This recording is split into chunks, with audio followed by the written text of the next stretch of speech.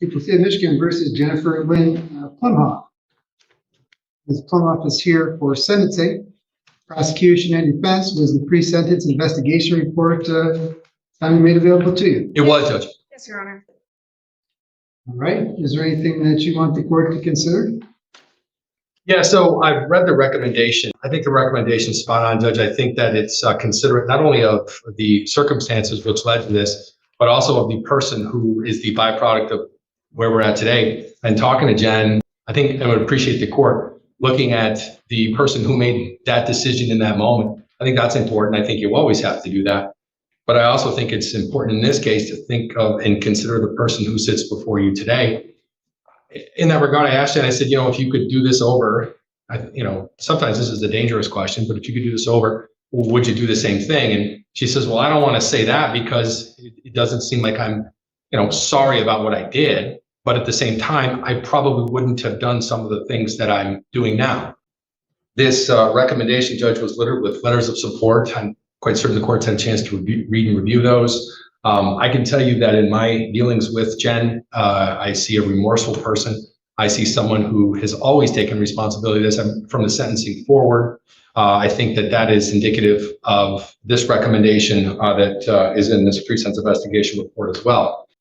When this happened, Judge, this is a time in Jennifer's life when she wasn't proud of the decision she made. I think people do and say lots of things that they wish they had back in a breakup situation. I know that she's embarrassed. I know that it's affected her. Been working on her mental health. I think that is evident. I also know that she's been on bond, has not had any other incidents that I'm aware of while she's been on bond. It's been quite some time since we've been back here, several months in fact, Judge. So I would ask the court to consider the letters of recommendation. I think, again, the recommendation is appropriate. I would ask the court to follow that. And part of it too, Judge, is that there's a rather lengthy term of probation, which the court's going to impose. And that is yet another opportunity for Jen to not just tell you who she is, but prove who she's become and that she isn't the person that at least in this incident, she appeared to be on paper. Your Honor. So I would ask that the court follow the recommendation. Thank you. Anything that you want to say on your own behalf? Well, I would like to start by apologizing to Nicholas for the hurt and disruption that I caused in his life. I'm not proud of getting to a point where I would hurt somebody that I loved the way that I did him, for breaking our vows and ruining our marriage. I hurt a lot of people that day. That when I chose to make the decision that I did, I hurt a lot of people. I am truly embarrassed about that and very sorry. He said, I'm not proud of what I did. I am proud of the person that I've become because of these things. Being able to turn my life around and turn to faith and get back on the right track. I've worked really, really hard through my therapy, my group therapy, with my church family, just being able to help the community more, things like that. I don't think that these are things that I would have been doing hadn't something like this happened. As awful as it may sound to say, I feel like me hitting rock bottom is something that needed to happen to become who I am.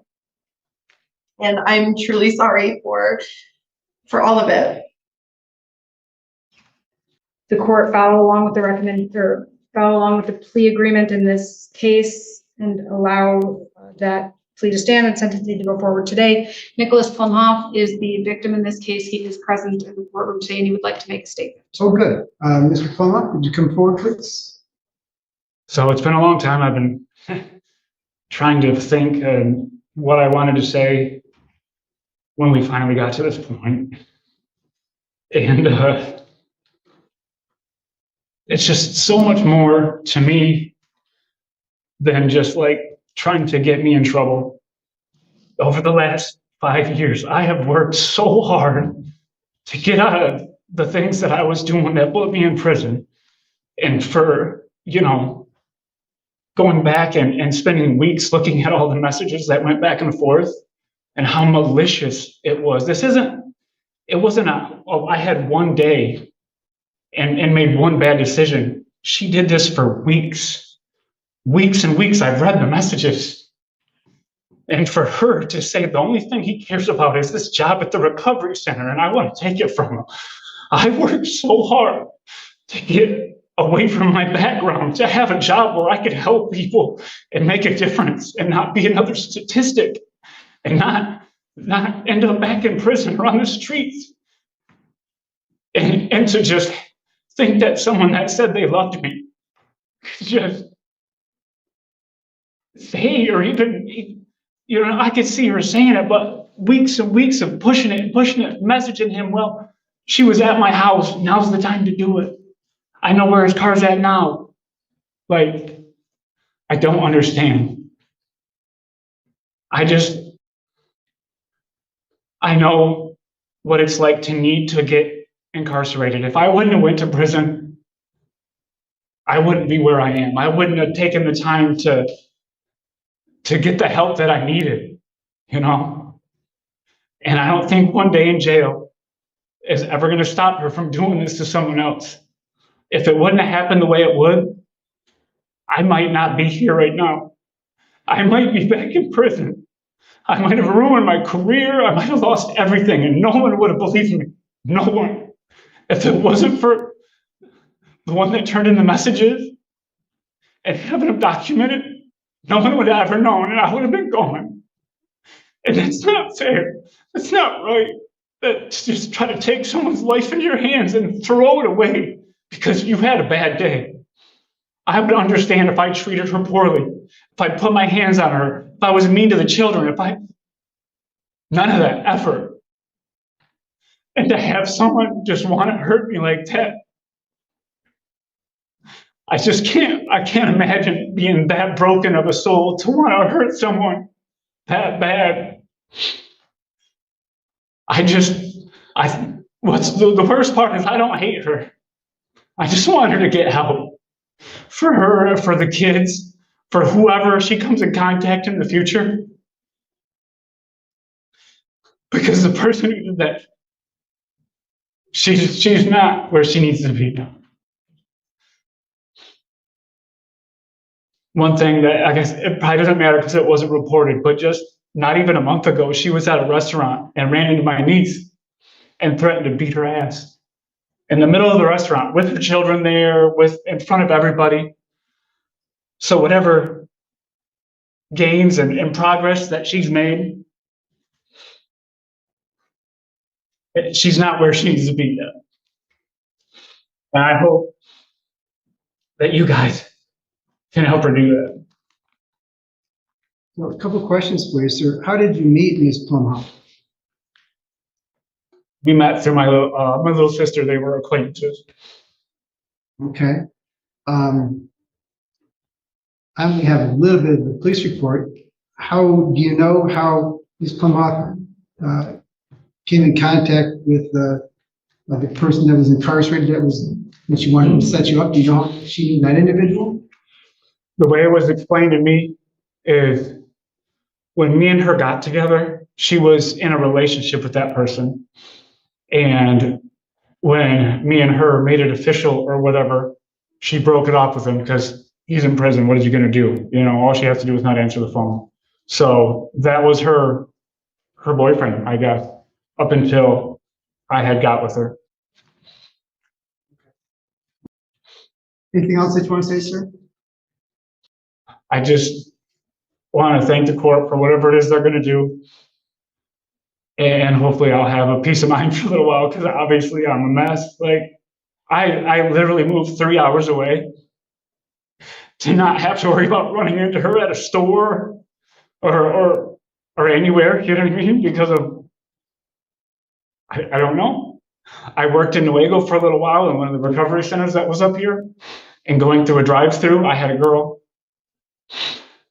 let me know that she was still trying to mess with me and that this was my number and this is where I lived. And so I just don't want to have to worry anymore. I'm a grown man. I shouldn't be crying over what this woman could do to me. Thank you, sir. All right, the court recognized that the advisory guidelines in this case would suggest a sentence between 0 and 11 months. The courts can exercise my discretion so it is consistent with the advisory guidelines, consistent with the plea agreement in this case. It would be the sentence of the court that this defendant served 120 days in the Nuevo County Jail. I'll give her credit for the 1 day that she served so far. I'm going to place her on probation for 2 years. There is a $30 per month probation oversight fee for regular probation, $60 a month for electronic monitoring or tether. There is a $68 state cost assessment, $130 crime victims' rights fund fee, and a $60 DNA fee. Those financial assessments can be paid within 90 days of her release from jail. I can't think of anything more vile than what you try to do to that man. Number one, we knew his history with addictions, and to try and use that against him. Number two, trying to prevent him from helping other people, trying to engage some other inmate to ruin this man's life. And he's right. If you had any idea how many people come in here with possession of drugs and say, they weren't mine, somebody planted on me, everybody, the police, the prosecutor, the court, we all go, yeah, right. People just don't plant drugs on other people. And that was your plan, as he indicated. It wasn't just a fly-by-night thing, one time, call somebody up, oh no, I forget it. It was time after time, message after message. You actually paid the money, as I understand it, to have this done.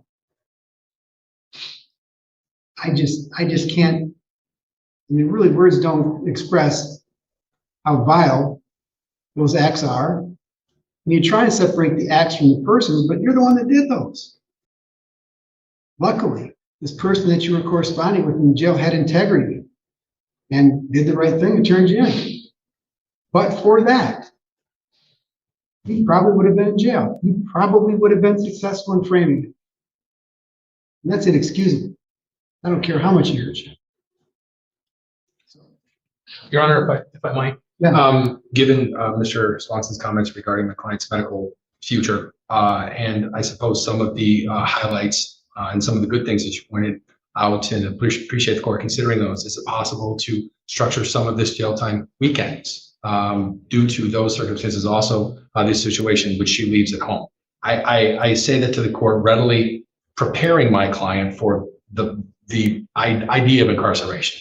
I don't think for a second that it wasn't something that crossed our mind or her mind, Mr. Swanson's mind. I just ask if there's a way to structure that so that it isn't a complete, the water isn't completely cut off there. I think we could probably, I suppose, address both sides of what the court just said. Is there a way that the court could consider doing that so that these medical issues can be addressed, and obviously she would still pay the debt that you believe she owes to the society and this community? Well, I don't want her to suffer medically. I haven't seen any paperwork that you've wanted. I'm not going to just do a flyby look at it now. So if you're going to jail, we'll take a look at whatever paperwork you want to submit. We'll talk with jail administration, see if there's a way to get her the testing or whatever it is that she needs, figure out how urgent those sort of things are, and we'll make a decision from there. But today, she's going to. Thank you, Your Honor. I will make sure the court file reflects these and appreciate the court's consideration.